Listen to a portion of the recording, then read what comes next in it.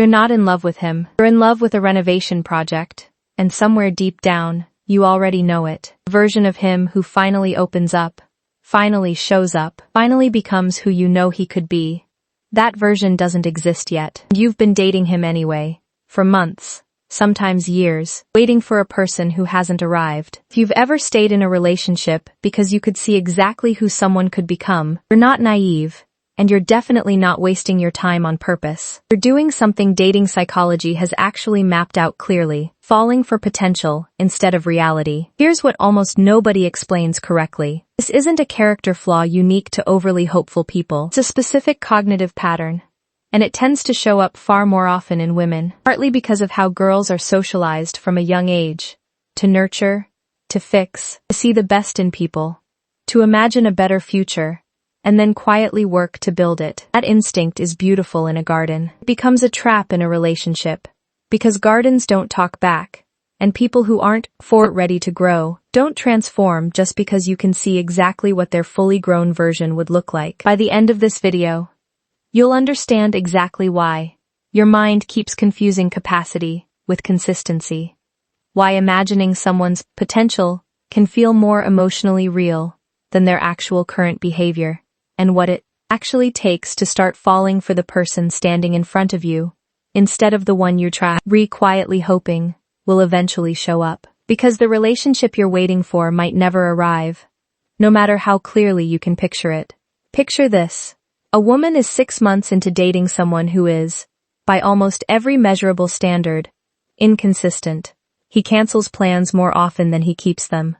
He says he wants something serious, then disappears emotionally for days at a time. Yet, when she describes him to her friends, she doesn't describe the cancellations. She describes one night, 3 months ago, where he opened up completely, cried a little, told her things he'd never told anyone. That one night becomes the entire relationship in her mind. This is where it gets uncomfortable. She's not lying to herself randomly. She's doing something specific that researchers describe as confusing capacity with consistency. Capacity is what someone is capable of under ideal conditions, on their best night, when everything lines up. Consistency is what they actually choose to do, repeatedly, across ordinary, unremarkable days, when nothing is pushing them to perform their best self. A single glimpse of capacity, one vulnerable night, one perfect text, one moment of real depth, gets treated by the mind as proof of who someone fundamentally is, while months of inconsistent behavior get filed away as temporary, situational, fixable. But that's only half the story, because here's the layer underneath. This pattern rarely appears out of nowhere. If love in your early life felt conditional, something you had to wait for, earn, or coax out of someone who wasn't always emotionally present, then waiting for someone's potential to finally arrive doesn't feel foreign.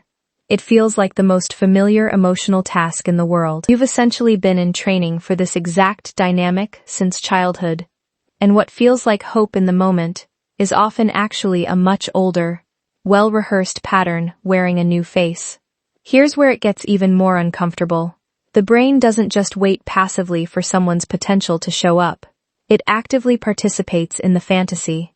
Imagining a better future with someone activates many of the same reward circuits as actually experiencing that future would, which means the mind gets a genuine emotional payoff just from picturing who he could become, completely separate from anything he's actually doing in real time. That's not delusion in the clinical sense. It's neurochemistry rewarding hope itself, which makes the fantasy version of the relationship feel almost as satisfying as the real one, sometimes more so, because the fantasy version never disappoints you, cancels plans, or goes quiet for 3 days. Here's the deeper truth this entire video has been building toward. You were never falling for him. You were falling for a future you built yourself, using 1 or 2 pieces of real evidence as the foundation. Think of it like this. Imagine someone hands you a single beautiful brick, solid, well-made, genuinely impressive, and instead of asking where the rest of the house is, your mind immediately begins constructing an entire home around that one brick. The layout, the rooms, the warm light in the windows, the whole imagined life happening inside it. You didn't get handed a house. You got handed a brick, and your own architecture did the rest. This is why you can describe a relationship in such vivid, hopeful detail to your friends, even when the actual day-to-day evidence doesn't remotely support that description, because you are not describing the relationship as it currently exists. You're describing the house your mind built around the one brick he gave you. This is also why ending these relationships hurts in such a specific, disorienting way. You're not just losing a person. You're losing the entire imagined house, the future, the version of him you've built a life around. And that loss can feel even heavier than losing someone who was actually consistently present, because you're grieving something that, in a very real sense, you constructed yourself. This is what's actually happening every time you find yourself defending someone's brig. By pointing to who they could be, you're not assessing the relationship, you're protecting the house. And here's the part that should genuinely change how you see this pattern. A house built on one brick was never structurally sound to begin with, no matter how emotionally convincing it felt while you were standing inside it. That's not a failure of judgment on your part. It's simply what happens when hope is asked to do the work that evidence was supposed to do. So how do you actually start falling for reality instead of potential? Here's what genuinely helps. First, separate capacity from consistency, explicitly, in writing if you need to. Make 2 honest lists. What someone has shown they're capable of on their best days, and what they actually do on an average, unremarkable Tuesday. The size of the gap between those 2 lists tells you almost everything you need to know, far more accurately than any single golden memory ever could. Second, treat your friend's outside perspective as data, not as something to be defended against. If the people who love you keep gently questioning a relationship, that's not them failing to see his potential. It's them seeing the consistency pattern clearly. From outside the house you've built, where the architecture is much easier to notice. Third, ask yourself a specific, uncomfortable question. If nothing about this person changed from this exact moment forward, would I still choose this relationship? Not might change, not could change, with the right support. If nothing changed. That question strips away the fantasy and leaves only the actual evidence. Fourth, get curious about your own history with conditional love. If you notice this pattern repeating across multiple relationships, it's worth gently asking when you first learned that love was something you had to wait for, decode, or earn from someone who wasn't fully available. Because that old lesson is very likely doing more work in your present relationships than you've given it credit for. Fifth, practice falling for small, consistent, unremarkable moments instead of large, dramatic ones. A partner who texts back reliably, shows up when he says he will, and offers steady, undramatic warmth might feel less cinematic than the one offering occasional bursts of depth.